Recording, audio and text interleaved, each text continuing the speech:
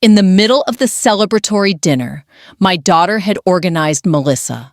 Parker raised her wine glass and shouted in front of 30 relatives, "Mom is our personal ATM order. Anything you want, she's paying." Laughter burst through the restaurant. Menus flipped open like fans. They pointed at lobster-imported French wines and desserts they couldn't even pronounce. I sat motionless in my ivory dress, watching the performance unfold, a play I had never agreed to star in. The head waiter placed the bill on a silver tray. The number looked unreal. 30 pairs of eyes waited for me to reach for my purse. I smiled instead. "I need to use the restroom," I said. Then I stood, walked through the tables with my back straight, and left through the main door. The cool spring air struck my face, sharp and clean. I didn't look back. I hailed a taxi and told the driver, "Greyhound Station, please." That was the night I disappeared. Not as an act of revenge, but of survival. My name is Grace Holloway. I'm 69 years old. For over 40 years, I taught English literature at a public high school in Atlanta, Georgia. I'm not rich, but I'm far from poor. I'm a widow. My husband, Robert, passed away 8 years ago from a sudden heart attack while watering the porch plants. Since then, my life has been reduced to one word people whisper behind my back: dependable. Dependable enough to pay. Dependable enough to fix everyone's problems. Somewhere between helping and being used, I stopped existing as a person and became something else, a silent machine that dispensed money and comfort. That night in the Monarch room, when my daughter called me an ATM, I finally saw it clearly. Because that's exactly what I had allowed myself to become. It didn't happen all at once. There wasn't a single day I woke up and realized my family saw me as a wallet with a heartbeat. It happened slowly, like water wearing down stone. When Robert died, I thought the loneliness would be the hardest part. But it wasn't the silence that hurt. It was how quickly that silence filled with requests. My daughter Melissa would call every few days, her voice always sweet at first, always affectionate. "Mom, you know I hate asking, but..." That phrase became the soundtrack of my widowhood. At first, I wanted to help. She was my only child, and like most mothers, I thought love meant solving. So I paid her rent when Ethan lost his job. I covered tuition for the grandkids. I even financed her second attempt at starting a design business, the one that closed before the 3rd month. Every failure came wrapped in a new justification. The market is hard. Clients are cheap people, don't understand art. And every time I believed her, or maybe I wanted to. Then came my sister Naomi.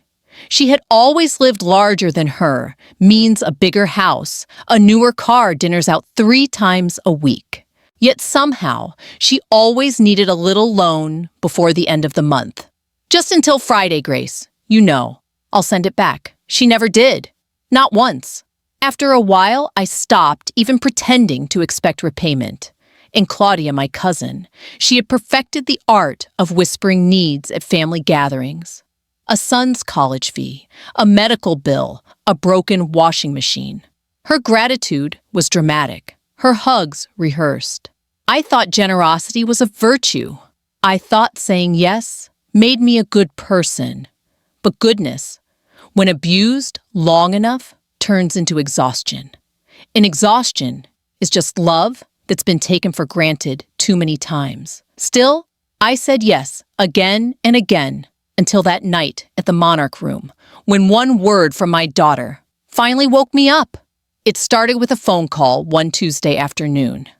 I was sitting in my living room rereading Beloved by Toni Morrison, a book I'd read so many times the pages were soft as cloth.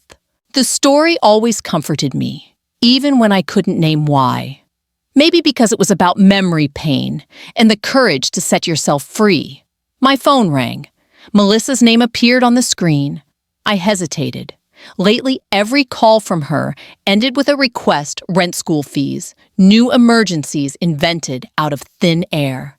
Still, she was my daughter. Mothers always answer, Mom. Her voice was unusually cheerful. I have wonderful news.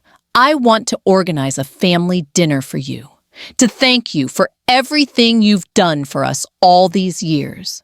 For a moment, I forgot how to speak. A dinner for me, with no hidden request, no bills, no guilt attached. Something inside me twisted suspicion, perhaps, but guilt quickly smothered it. How cynical had I become to doubt my own child's kindness? A dinner, I asked cautiously. Yes, at the Monarch Room, you know, that beautiful restaurant downtown. I'll invite everyone, Aunt Naomi, Cousin Claudia, even the Jacksons from next door. It'll be special. This Saturday at 8. You'll come, won't you? Her excitement sounded real. Almost too real. Of course, I said.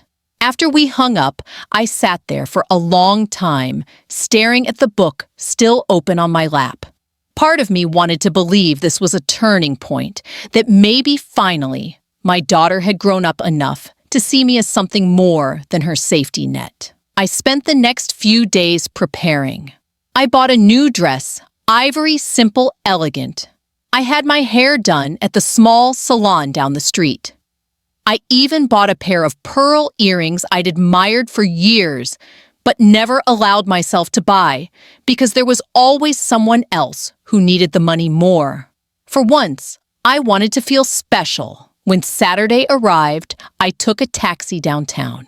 The Monarch Room was even grander than I imagined. Crystal chandeliers, cream-colored linens, waiters in pressed suits. I walked through the marble foyer, feeling small but hopeful. A hostess greeted me with a perfect smile. Private room for the Parker family. I nodded. When she opened the double doors, I froze. 30 people. 30 faces, some family, some strangers, all turning toward me. Melissa stood at the center in a green satin dress that probably cost more than I made in a month. Ethan was beside her, smiling awkwardly, a man who'd learned to stay silent in his own home.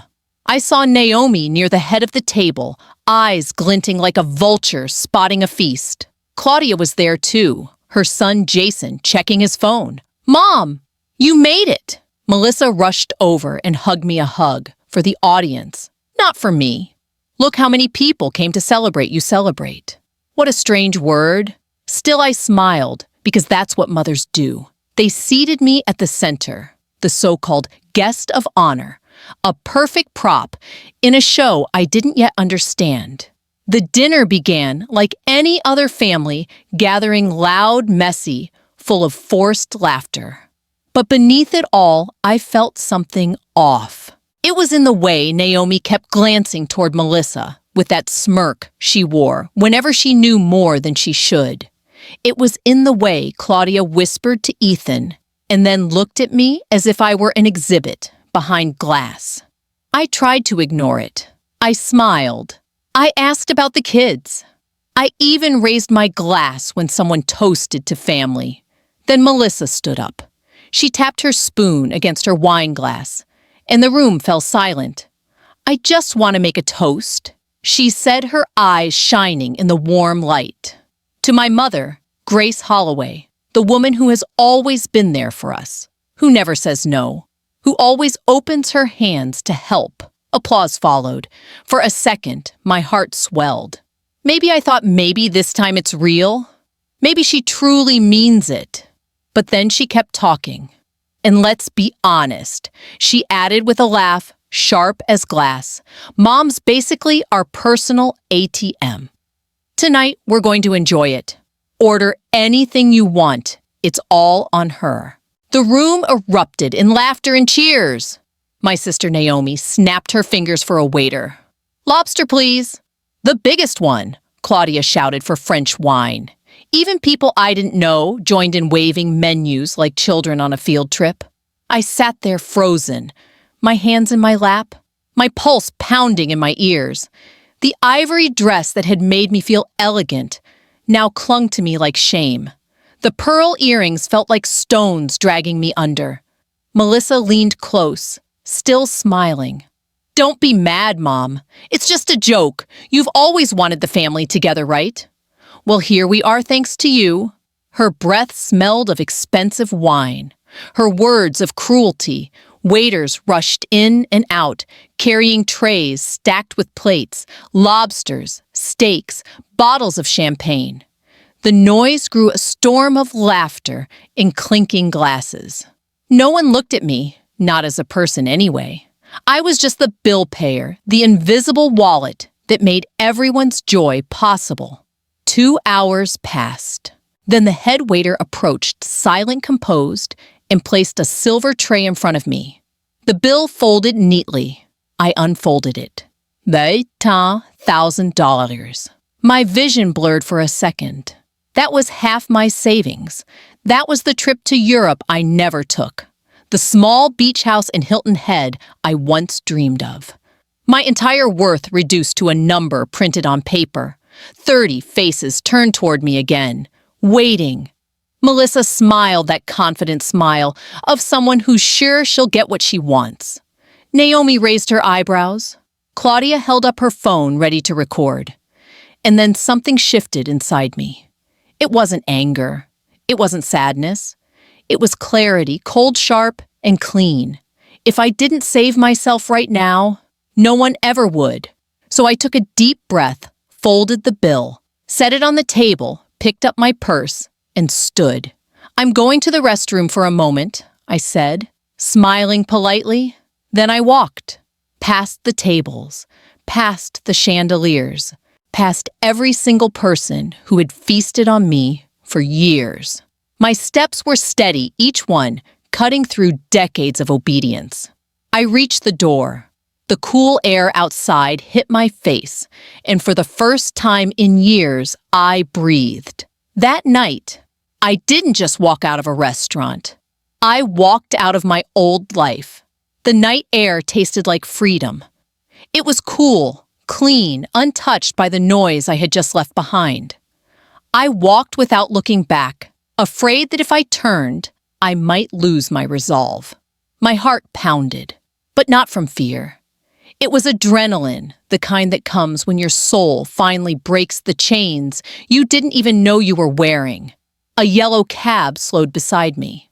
The driver, an older man with kind eyes and a gray mustache, rolled down his window. "Need a ride, ma'am?" "Yes," I said, breathless. "To the Greyhound bus terminal, please." He nodded and turned on the meter. As the car moved through downtown Atlanta, the lights blurred outside my window. I could still hear the echo of laughter from the restaurant, the clinking glasses, the cruel amusement of people who believed I would never fight back. My phone vibrated. 3 messages from Melissa, Mom. "Where are you, Mom? It's not funny. Come back. Mom, answer your phone." I turned it off. The silence that followed felt sacred. The bus terminal was almost empty when I arrived, just a handful of tired travelers scattered across plastic seats. I walked to the counter, my purse clutched tight against my side. The young woman behind the glass looked up with a polite smile. "Where to?" she asked. I hesitated for a moment. Then a name rose in my mind. Helen Moore, my childhood friend. We'd met in elementary school more than 50 years ago. She'd moved to Charlotte, North Carolina after she got married. We hadn't seen each other in years, but she still sent Christmas cards and called on my birthday not to ask for anything, just to ask how I was. "Charlotte," I said. "The next bus leaves in 40 minutes. Perfect." The ticket cost $25, a laughable price compared to the $15,000 my family expected me to pay that night. I sat down on a bench and finally allowed myself to feel everything I'd been holding in. The rage, the humiliation, the heartbreak. But beneath all that, there was something unexpected: relief. For the first time in decades, I didn't have to fix anything. I didn't have to be strong for anyone else. I didn't have to open my purse. I loosened my hair, took off the heavy pearl earrings, and stared at the reflection in the bus terminal window. A woman with smudged makeup, messy hair, and eyes that for the first time in years looked alive. When the loudspeaker called for passengers to Charlotte, I stood. I boarded the bus, found my seat by the window, and watched the city fade behind me. Atlanta, the place where I'd given everything and lost myself in the process, grew smaller in the distance. As the bus rolled into the dark highway, I whispered to myself, "You're free now, Grace. Finally free." And somewhere deep inside, a quiet voice answered back, "Freedom isn't selfish. It's survival." The bus reached Charlotte a little after midnight. The terminal was quiet, washed in soft yellow light. I stepped off with my purse over my shoulder, and a heart that felt both heavy and strangely light, as if I had left half my life behind on that marble floor in Atlanta. And maybe I had. Through the glass doors, I saw her, Helen Moore, waiting by the entrance arms, crossed eyes scanning the crowd. Her hair was silver, now cut short, the way she'd always liked it. And when she spotted me, she smiled the same smile she'd had when we were 12 in Unstoppable. She didn't ask questions. She didn't demand explanations. She just walked up, opened her arms, and said, "You're home now." That hug broke something inside me, or maybe it healed it. I couldn't tell. During the drive to her house, she played soft jazz and didn't say a word. She just reached over, once squeezed my hand, and kept driving. Her home was small, warm, and smelled faintly of lavender. Peach-colored walls, plants in every corner, family photos that radiated joy instead of competition. She led me to the guest room, a small space with a single bed, lavender curtains, and a window that looked out onto a tiny garden. "Stay as long as you need," she said. "No questions, no judgments, just rest." That night, I slept for 12 hours straight, the kind of deep, dreamless sleep that only comes when the burden you've carried for years finally slips off your shoulders. The next morning, sunlight poured through the curtains. For the first time in as long as I could remember, I didn't wake up to a phone buzzing with requests or emergencies. The silence was pure. Healing. Helen was already in the kitchen when I came downstairs. She was making breakfast, scrambled eggs, hash browns, and coffee that smelled like comfort. "Did you sleep well?" she asked. "Better than I have in years," I said. We ate together. I told her everything, the dinner, the humiliation, the escape. She listened quietly, her face shifting between shock and understanding. Never pity. When I finished, she nodded slowly. "You did the right thing, Grace," she said softly. "Sometimes walking away is the kindest thing you can do for yourself." Those words were like sunlight, breaking through a storm. In the days that followed, Helen introduced me to her world, quiet mornings in the garden, evening book clubs, in a community of women who didn't measure their worth by what they could give, but by how they lived.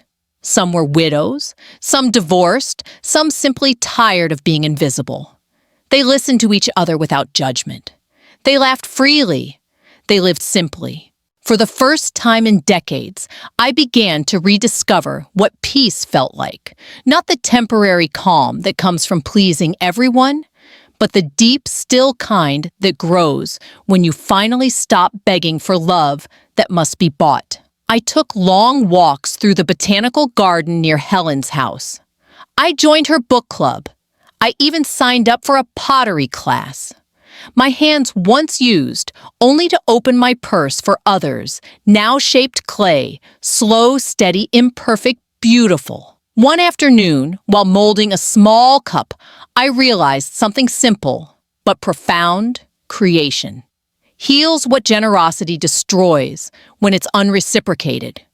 Every curve of the clay, every new plant I touched, every conversation that didn't end in a request, they stitched together the parts of me I had lost. The woman who had left Atlanta in shame was gone.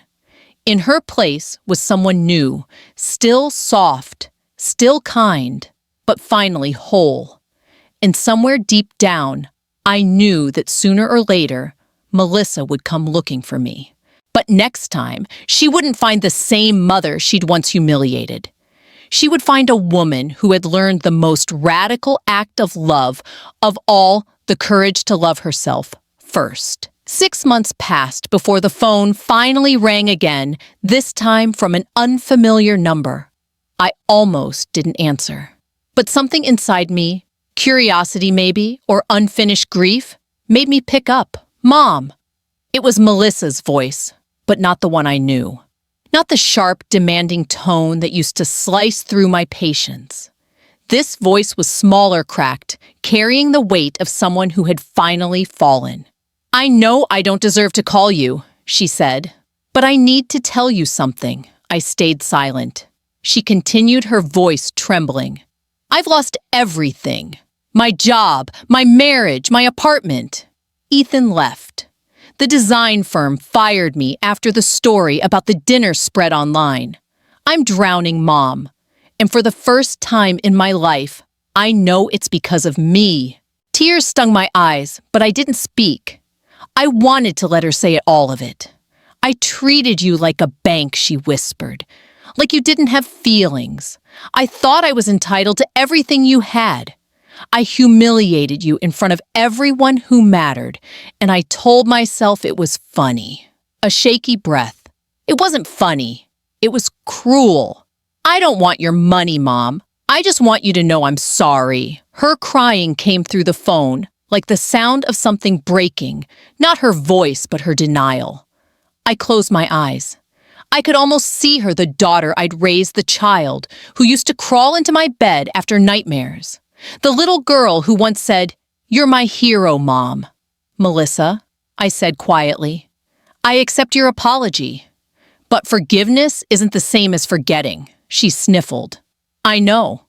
It doesn't mean we go back to what we were, I continued. That version of us was sick. You used me and I allowed it. We both have to change. Can we try again? She asked. Slowly, I hesitated. The cautious part of me wanted to protect my new peace. But the mother in me, the one who still believed in Grace, said yes. We can try, I told her, but only with boundaries. For the first time, I spoke the rules out loud, the ones I'd written silently in my mind for months. You will never ask me for money again. Not as a loan, not as a gift, not in an emergency. You'll respect my space and my time. And if you ever humiliate or manipulate me again, this door will close forever. Do you understand? There was a pause. Then softly, I understand. I promise. 2 weeks later, she arrived in Charlotte by bus. When I opened the door, I barely recognized her. Her makeup was gone. Her clothes were plain clean, but worn. She looked smaller, humbled. Hello, Mom, she said, her voice trembling. She didn't rush forward. She waited for permission. I nodded and opened my arms. The hug was cautious, tentative, but real. Inside, she looked around my small, sunlit home, the plants, the pottery, the paintings I'd made in class. It's beautiful, she said. It feels peaceful. We sat together sipping tea, and for the first time in years, we talked, really talked. Not about bills or problems, but about life, about books, about the garden. She told me how she was working at a local cafe, paying off her debts, sharing a small apartment with a coworker. It's not much, she said, but I'm learning to live within what I earn.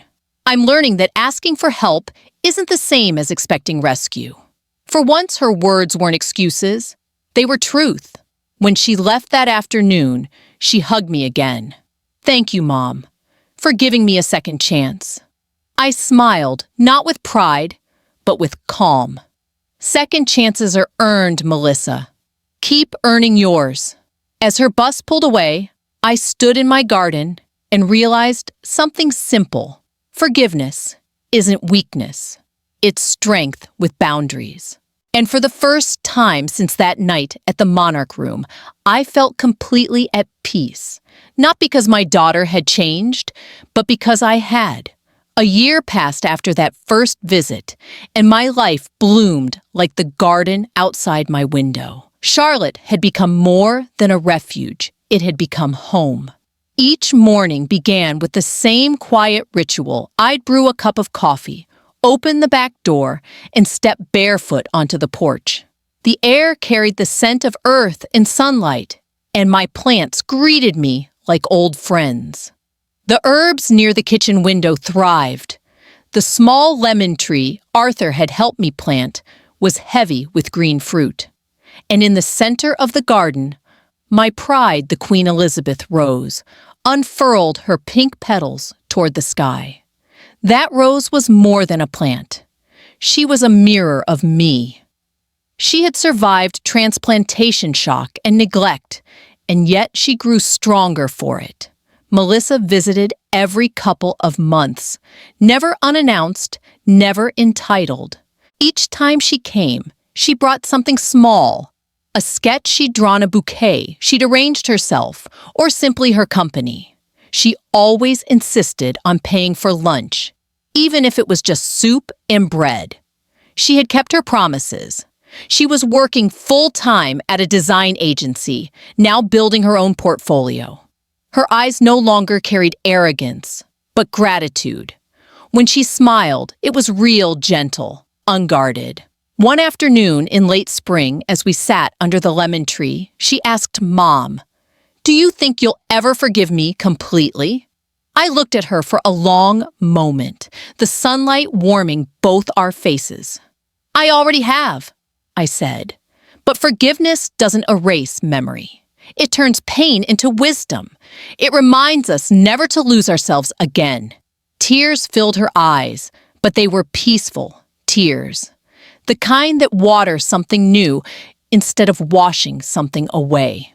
After she left, I walked through the garden, touching each leaf, each bloom. The earth smelled alive, rich, and forgiving. I thought about Helen, my friend, who'd opened her door when I had nothing left. About Arthur, who had become my quiet companion, showing me that love in later life could be steady and kind. About the book club women who had reminded me that life didn't end at 69. It simply began differently. That evening, I hosted a small dinner in the garden. Nothing fancy, just people who truly mattered. Helen, Arthur, a few close friends, and even Melissa. We ate homemade food, laughed without envy, and when the sun dipped low, I stood and raised my glass. To second chances, I said softly. To the courage to say enough. To the gardens we build after everything burns down. And to the families, we choose not just the ones we're born into. They all raised their glasses smiling. Melissa's eyes glistened. She mouthed, "Thank you."